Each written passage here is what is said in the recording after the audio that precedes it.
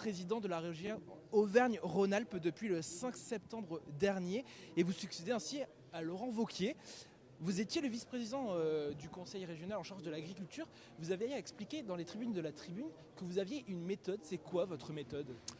Bien, bonjour et merci de m'accueillir ici en Alsace. Alors, d'abord, je suis très heureux effectivement d'avoir pu prendre la suite derrière Laurent Wauquiez. La méthode, c'est d'abord de l'écoute. Je crois que c'est très très important. Et ensuite, une action.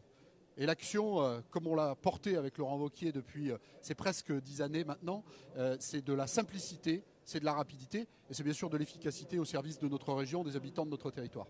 En matière de développement économique, M. Wauquiez avait annoncé une stratégie sur l'attractivité des entreprises qui aurait consisté, si de gros projets étaient venus se présenter, à s'asseoir, entre guillemets, sur la loi ZAN, la loi zéro artificialisation nette, qui interdit de prendre des terrains agricoles pour en faire des usines. Est-ce que vous êtes prêt à suivre la même méthode que M. Wauquiez si un gros projet d'implantation industrielle se présente dans votre région ? Nous travaillons évidemment d'abord à des sujets d'économie et de réindustrialisation. C'est pour nous un axe très fort de la politique qu'on a mise en œuvre et on va évidemment le maintenir. La loi ZAN, c'est la loi et elle est devant nous. Les sujets de SRADET vont nous obliger de retravailler sur cette question tout prochainement.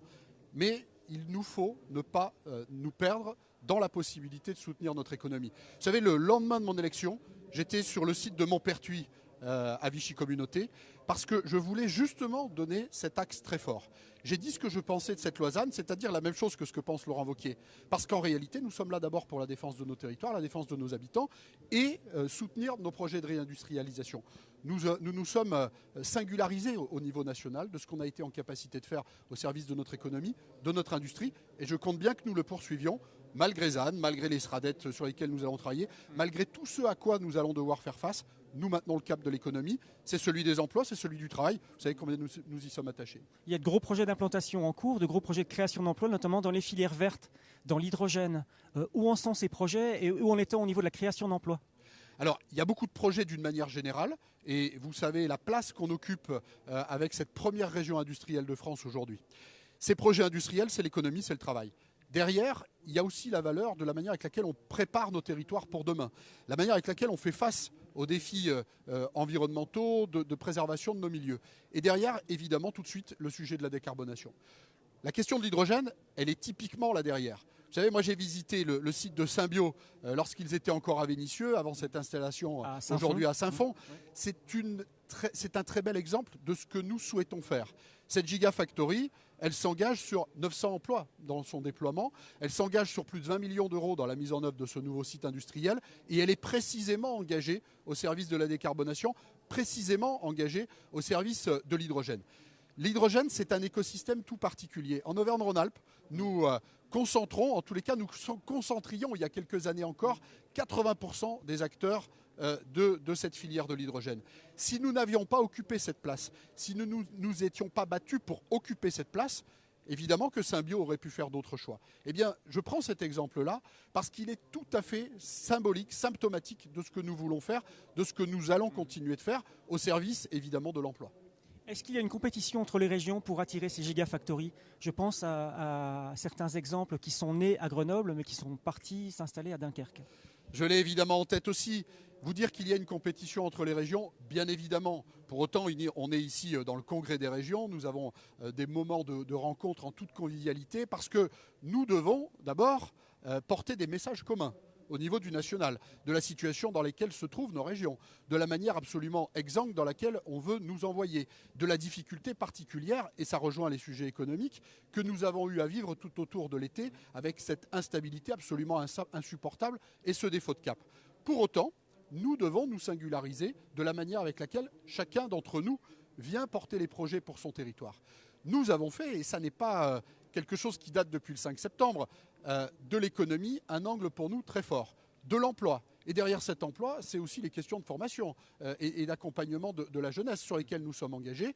Donc nous sommes dans une compétition des régions où chacun joue sa partie, mais dans une manière très volontaire où on sert aussi les intérêts de notre pays.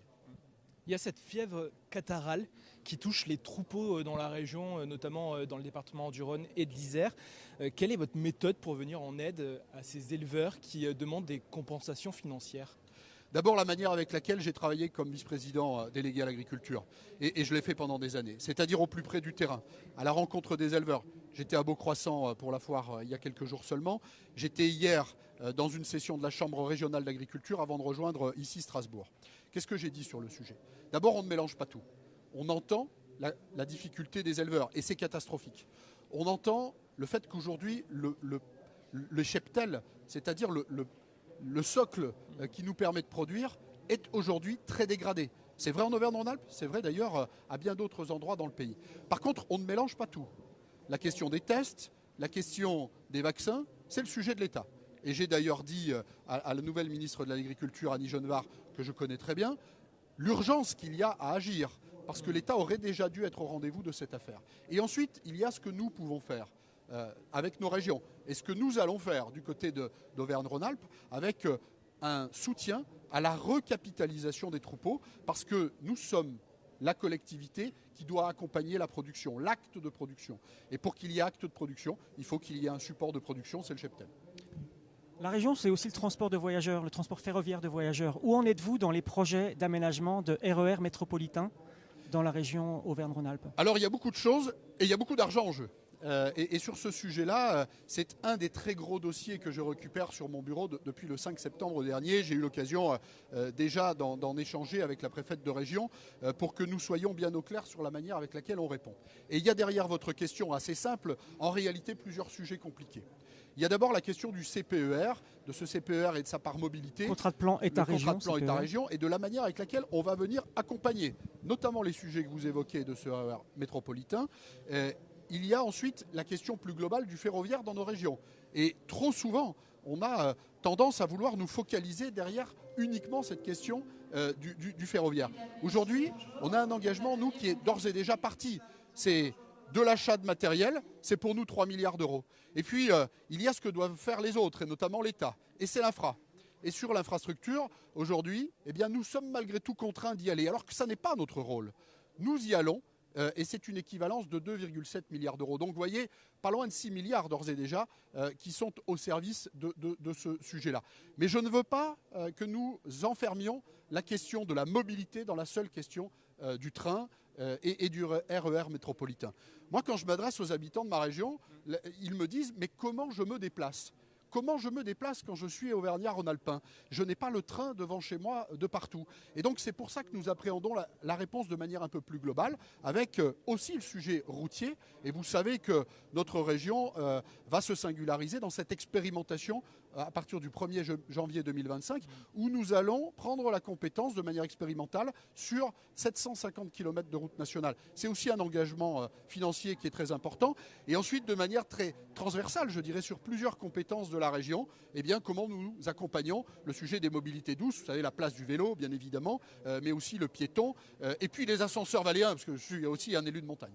D'où viennent les financements pour ces politiques routières qui sont des politiques nouvelles pour vous?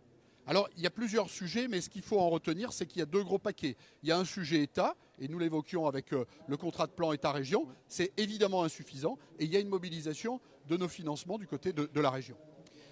Les JO de 2030, est-ce que les financements vont être assurés par l'État? Oui. Évidemment, je suis dans cette perspective. J'ai eu l'occasion de dire notre attente très forte au Premier ministre. Doit venir d'ici le 1er octobre. Voilà, c'est ça. Donc c'est cette garantie de l'État qui doit arriver dans les jours à venir. N'enfermons pas le seul sujet des Jeux Olympiques sur cette question de la garantie de l'État. C'est d'abord un très joli projet pour la France.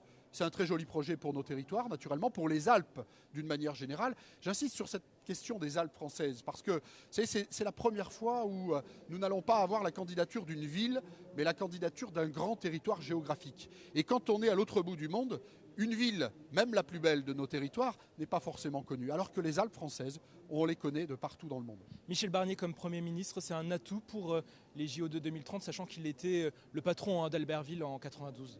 J'ose croire déjà que Michel Barnier, c'est un atout d'une manière générale pour la France. J'ai la chance de connaître Michel Barnier depuis des années. Et évidemment, il y a une symbolique très forte. Michel Barnier a été l'homme des Jeux Olympiques de 92.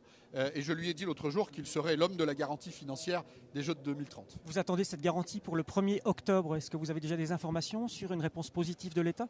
En tous les cas, nous avons retravaillé déjà depuis, de manière plutôt sectorielle. On doit retravailler tous ensemble. J'ai l'occasion ici, dans le cadre de notre congrès, de revoir aussi Renaud Muselier, puisque nous sommes les deux régions avec qui nous portons cette candidature, aux côtés évidemment de l'État.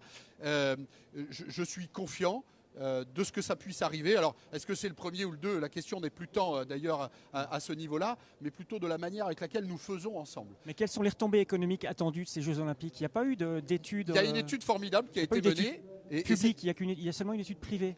Oui, mais elle a l'avantage pour le coup d'être une étude indépendante. Si nous l'avions commanditée, on nous reprocherait d'être à la manœuvre des résultats. Pour le coup, je les ai appris sans doute comme vous, ces résultats, en les découvrant. Ils sont très intéressants.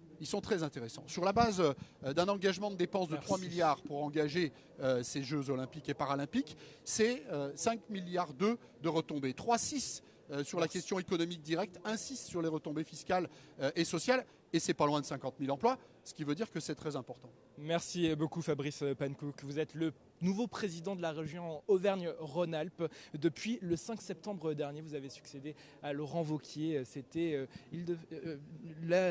cette interview depuis Strasbourg pour le congrès des régions. Merci.